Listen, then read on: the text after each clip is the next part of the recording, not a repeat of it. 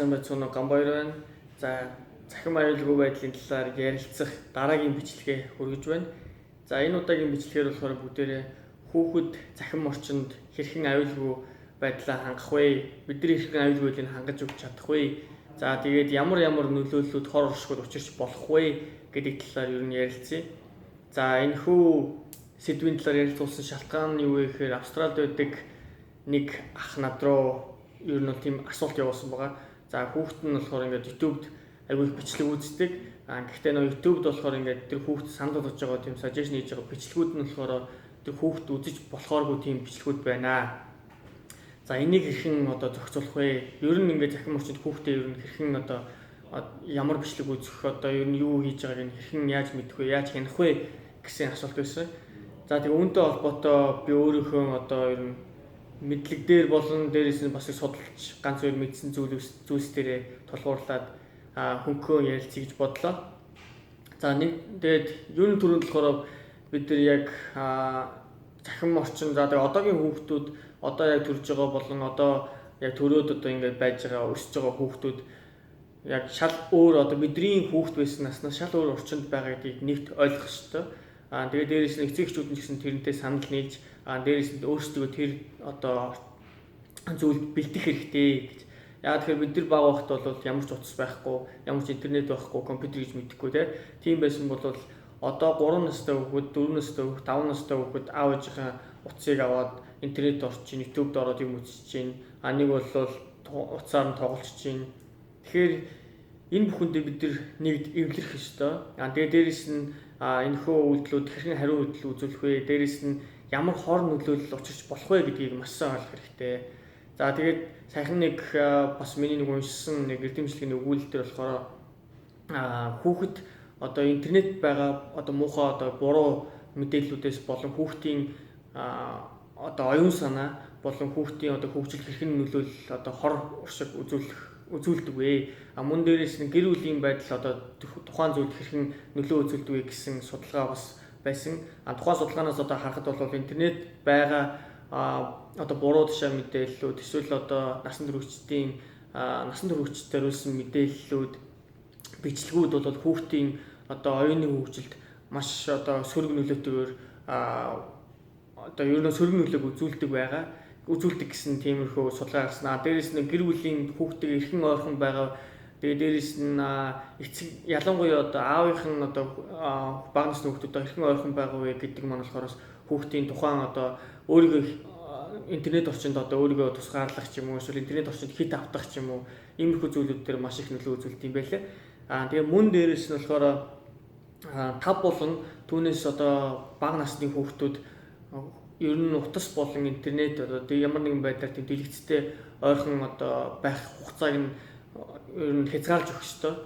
Тэгэхгүй бол үүнээс болоод тухайн хүүхдийн одоо сэтгцэд өөрчлөлт гарах дээрээс нь тухайн хүүхдийн одоо оюуны хөгжилд нь маш том нөлөө үзүүлдэг гэсэн бас судалгаа бас үр дүн гарсан. Дээрээс нь болохоор нөгөө сошиал одоо ер нь одоо нийгмийн ажил хийдэг. Дээрээс нь одоо янз бүрийн хүмүүстэй харьцдаг тэр хүмүүсийн ихэнх нь одоо тэр хүмүүсийн одоо дунд явуулсан судалгаагаар 79% нь 11-ээс 15 насны хооронд одоо тийм интернетийн одоо нөлөөллөөс болоод нэг бол одоо интернетээр одоо бие нэг одоо були одоо ер нь бол дээрлэх гэсэн үг. Интернетээр бие нэг одоо ингэ дээрлэх нэр үнэт нь халдах тиймэрхүү шалтгаанаар одоо ингэ үүсээ сэтгэл готролд орсон байгаа тийм хүүхдүүдтэй 79% нь тийм хүүхдүүдтэй одоо тийм харилцсан гэсэн тийм бас судалгаа байсан. Тэгэхээр энэ маань маш өндөр тоо.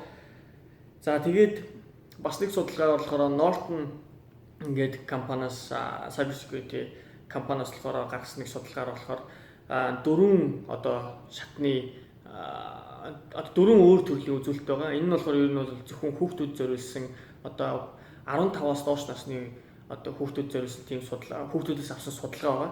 За энэ дээр болохоор ер нь интернетэд одоо зохисгүй мэдээлэл нэгт одоо маш ихээр одоо жигссэн байгаа.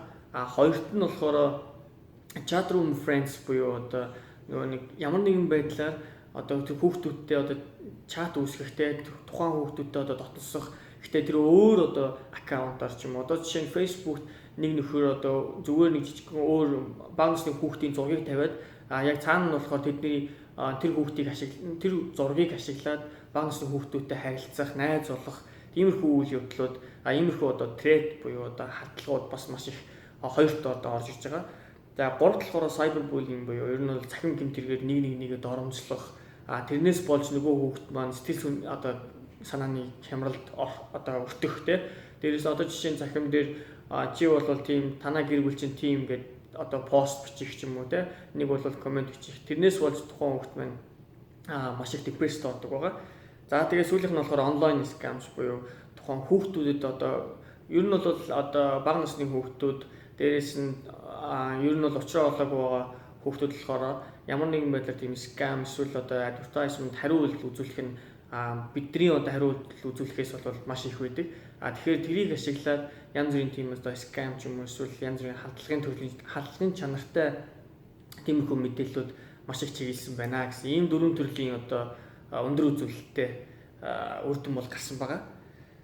За тэгээд саяхан нэг 17 онд та нар хэрвээ санаж байгаа бол Elsa Gate гэсэн нэг тийм одоо аюул тийм violent бичлэгүүд YouTube-д бүр viral болсон байгаа, бүр тархсан байгаа. Энэ нь одоо яг 17 оны 11 сар 17 оны одоо ер нь бол 8 сараас эхлээд одоо хүмүүс болон янз бүрийн одоо сайтуудаар ингээд тэр талаар мэдээлж ирсэн. Энэ нь одоо яг жоохондоо юу байсан бэ гэхээр Spider-Man эсвэл нөгөө Elsa гэсэн тийм хүүхэлдэйн киноны баатруудтай одоо тийм бичлэгүүд байсан боловч яг өндөө болохоор үзүүлж байгаа санаанууд үзүүлж байгаа бичлэгэн дээр нь болохоор нэг аалдаг, нэг бол насан туршидтын одоо тийм бичлэг байдаг те.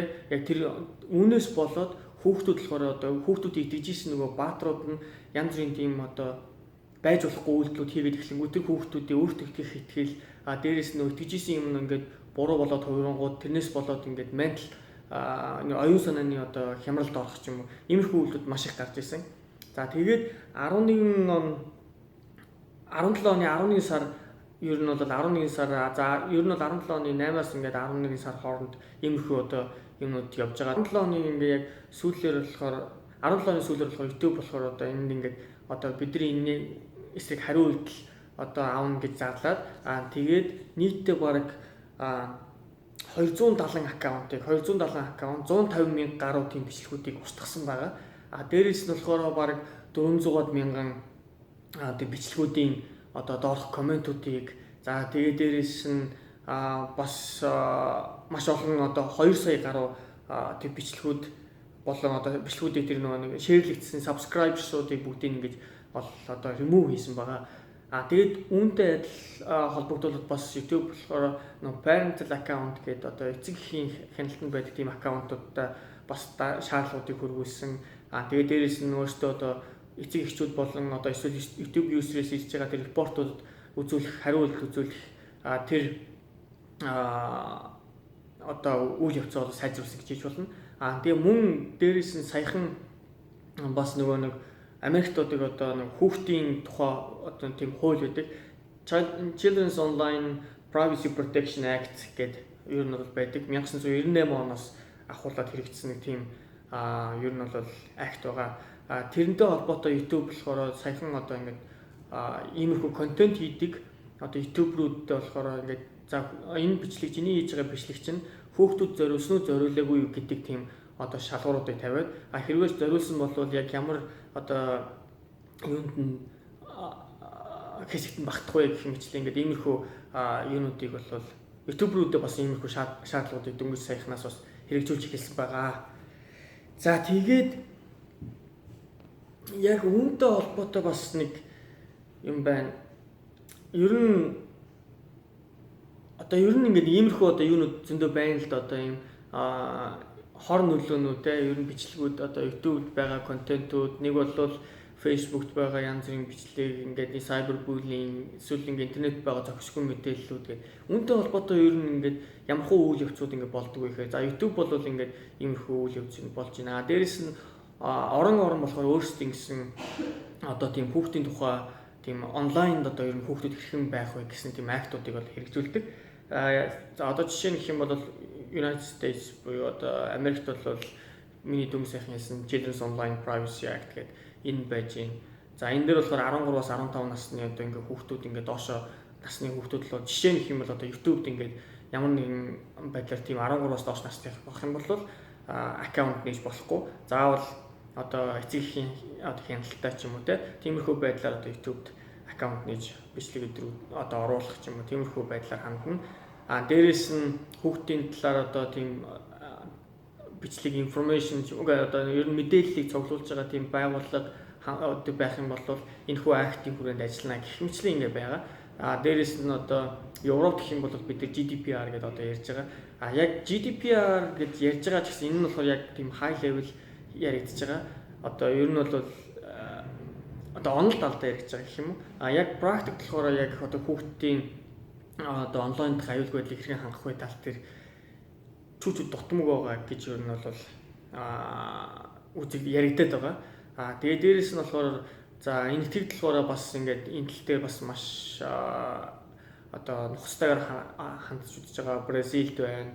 За тэгээ дээрээс нь Австралид болохоор одоо жишээ нь шинэ засгийн газар нь хуучин бол Австралид болохоор яг одоо интернет орчинд хэрхэн зохистой үйлдэл одоо зохистой хандах вэ гэх мэтлэн тэр акт нь болохоор хүүхдийн одоо хүүхдэд зориулсан яг тийм юм байгаагүй. Гэхдээ одоо шинэ засгийн газар нь болохоор яг дараагийн одоо юунд болохоор одоо энийг шинжилээд ялангуяа одоо хүүхдийн эсрэг одоо эсвэл хүүхдийн одоо privacy зөрчсөн ч юм уу тиймэрхүү юм байх юм бол маш өндөр хэмжээний торгуултаа одоо болгоно гэх мэтлийн ингээд иймэрхүү үйл явцууд ингээд энэ төрөөр ингээд явагддаг байх нэ. За тэгээд үүнтэй холбоотой бас нэг юм зөвлөмж бас байгаад байгаа. За ялангуяа одоо ингээд YouTube-д одоо жишээ авч үзье л да. Тэгээд жишээ нь YouTube-д болох юм бол хамгийн ихний одоо авах арга хэмжээ нь болохоор parental mode буюу 13-аас доош насны одоо хүүхдүүд дээрээс бол одоо эцэг эхийн хараа хяналтын дотор байна гэсэн үг. Одоо эцэг эхийнхээ аккаунттай холбоотой байна, холбогдно гэсэн үг. За тэгээд дээрээс нь хоёр дахь одоо арга хэмжээ нь болохоор shared family account гэж бас байгаа. Энэ нь болохоор яах вэ гэхээр гэр бүлийн хооронд болохоор нэг одоо хүүхдүүдтэй болохоор яг хүүхдүүдтэй байгаа аккаунтыг би өөрөө ч гэсэн одоо ашиглана гэсэн үг. Ер нь бол ингээ хооронд дундаа нэг аккаунттай тэгээд тэгснээр болохоор тэр хүүхд маань юу ütсэн байна, хаана ямар комент ütсэн байна. За гэх мэтлийн иймэрхүү юмнуудыг хянах боломжтой. За тэрний дараах нь болохоор safe mode гэж ер нь бол байдаг. За safe mode нь болохоор яг 100% болохоор фильтр хийж чадахгүй. Гэхдээ бол ерөнхийдөө ингээд байж болох хамгийн одоо боломжит хувилбар, боломжит одоо бичлэгүүдийг ер нь фильтр одоо шүүлтүрээр гарч ирсэн бичлэгүүдийг бол recommend санд болгодог гэсэн үг. За тэгээд болохоор сүүлд нь болохоор бас нэг ийм зөвлөмж нь болохоор юу байгаа даа. Эцэг эх болон одоо ингээд эцэг эхчүүд одоо хүүхдийнхээ одоо нэг аккаунт одоо хүүхдийнхээ одоо YouTube орчинд ингээд байлгах ер нь ингээд хандлтан дээр комментуудыг нь бас ингээд turn off хийх ёстой. Тэгснээр болохоор одоо элдв ганцын комментууд тэр бичлэгэн дээр ирэхгүй ч юм уу те. Иймэрхүү байдалтайгаар хандж болно. Дээрээс нь болохоор цагийн хязгаар гэдэг юмыг бас тогтоож өгөх нь бас зөв. Гэхдээ энэ зөв гэж одоо ер нь бол дурдсан байгаа. Гэхдээ цагийн хязгаар тогтоож өгөх тал дээр болохоор бас насны хязгаартай байгаа. Хэдээс хэдэн насныхан одоо тэдэн хэдээс хэдэн насных байх юм бол өдөрт нэг тэдэн цагийг зарцуулна. За тэгээд ер нь бол ингээ 15-аас ингээ доошоо ингээ наснуудын ангиллуудаар ингээ цагийг бас хязгаарлаж өгвөл бас зүгээр гэсэн юм бас санал юунууд байгаад байгаа. Ганц YouTube гэлтгүү бас зөвхөн интернет орчинд ер нь хэрхэн одоо хүүхдийнхээ аюулгүй байдлыг хангах вэ гэдэг тал дээр болохоор бас янз бүрийн зөвлөмжүүд байгаа л та. Гэхдээ ер нь нийтлэг юм дөрвөн чанар байгаа л та. Эхнийх нь болохоор ер нь гэртээ тухайн хүүхдийн одоо нэг интернет орчинд орох локейшнийг одоо ерөнхийдөө тэр тухайн хаана одоо ер нь интернет ингээ орох вэ гэдгийг бас ингээ тодорхойлж өгөх нь бас зөв гэдэг. Тэр нь болохоор юу гэсэн үг гэхээр гэртээ нэг одоо нэг тодорхой нэг одоо нэг газар ч юм уу те тодорхой нэг өрөөндөө ч юм уу нэг компьютертэй тэндээс л ингээ интернет ханддаг. Тэндээс л ингээ эсвэл одоо ингээд YouTube руу ордог, Facebook руу ордог, эсвэл ингээ ямар нэгэн байдлаар интернетээс юм хайдаг ч юм уу те тэгж чадах юм бол тухайн одоо компьютероос ч юм уу тухайн одоо газараас гэр бүлийн хүн бүхэн орохоор ер нь хэн юу хийж байгаа вэ гэдгийг бас хэн боломжтой гэж үзэж байгаа. Гэхдээ энэ арга бол надад бас яг тийм дотмог санагдаж байгаа. Яа гэх юм бол одоо бид нар бүх хүүхд болгонд баг утастай байна. Хүүхд болгон 3G 4G одоо мобайл интернет ашиглаж байна. Тэгэхээр хаанаас юу хандах боломжтой болчихж байгаа. Тэгээд дээрээс нь дараагийнх нь болохоор ер нь бол цагийн хязгаарыг за энийг би дүнг сайхан яриад өгсөн. Цагийн хязгаарыг ер нь бол маш ер нь зөв сонгох хэрэгтэй гэж байгаа. Тэгээд тэрний дараагийнх нь 3 дахь нь болохоор ер нь одоо янз бүрийн аппликейшн ч юм уу эсвэл төхөөрөмж ашиглаад тухайн одоо зорчих одоо сайт болон эсвэл нөгөө нэг тийм фильтрүүдийг хийж өгөх хэрэгтэй гэж байгаа. Ингээхийн тулд болохоор эцэг эхийн ер нь бол технологи одоо тухайн төхөөрөмжтэй тухайн аппликейшнтай харилцах одоо ер нь бол чадвар суусан эцэг эхчүүдэд тийм чадвар суусан байх хэрэгтэй болж таарж байгаа. За тэгээ сүүлийнх нь болохоор ер нь бол parental control буюу одоо дүнс дөрөв би YouTube дээр ярьсан шиг тийм parental control гэдэг ер нь ингээд хүүхдүүд одоо аккаунт нээж өгөхтэй ч юм уу тэр аккаунтууд ялангуяа Google дээр бол энэ маш сайн хэрэгждэг байгаа. Ер нь parental account буюу одоо хүүхдүүдтэй одоо эцэг хүүхдүүд одоо аккаунт үүсгэхдээ эцэг эхийнхээ одоо хяналтанд дор юм аккаунт үүсгэнэ л гэсэн үг. За тэгэхээр иймэрхүү бас ингээд parental account, save mode гэсэн иймэрхүү юмнуудыг бас маш сайн ашиглаж сурах хэрэгтэй гэж. Гисэн ч гэсэн яг одоо яг ер нь ингээд бас энэ зөвлөмж бүх ингээд зөвлөмжүүдийг ингээд хараад үзэхэд бол за иймэрхүү одоо зөвлөмжүүд бол ерөнхийдөө технологи талаас ер нь аппликейшн талаас ингээд шийдэж ер нь болох үз. Гэхдээ яг одоо бидний одоо ашиглаж байгаа маш олон тооны төхөөрөмж за тэгээд дээрээс нь интернет хандах боломжуудыг тооцож үзэх юм бол бидний яг хэдийн ингээд монитор хийх гээд одоо хяналттай байлгах гээд байгаа боломж гэсэн яг энэ маань эцсийн дүндээ бол яг үнэхээр яг амжилтыг олж чадахгүй гэдэг зүйл дээр ер нь бол одоо үр дүндээ байх магадлал бага гэсэн үг. Тэгэхээр ингээд бас хамгийн ер нь бол зөв солиушн болохоор юу вэ гэхээр эцэг эхчүүд өөрсдөө болгоо цахим аюулгүй байдлын талаарх мэдлэгээ дэвшлүүлэх. Тэгээд дээрээс нь хүүхдүүдтэйгээ маш сайн ярилцах гэдэг зөвлөмж бол хамгийн одоо бест нь болж сайн зөвлөмж нь болж дуусж байгаа. За тэгэхээр энэ нь юу гэсэн үг вэ гэхээр за бид нар жишээ нь хүүхдүүдтэйгээ ярилцаа ямар сайт руу хандаж болох вэ? Энэ сайт руу хандвал яагаад болох вэ? Яагаад болохгүй вэ? Яг юу нь болдоггүй юм бэ? За тэгвэл яагаад бид нар одоо ямар хүнийг бид нар фэйсбүүктэй эсвэл сошиал одоо орчинд найзаар бүртгэж авах вэ? Энэ хүнийг би яг үнэхээр одоо найзаа мөн үү биш үү гэдгийг хэрхэн мэдэх вэ?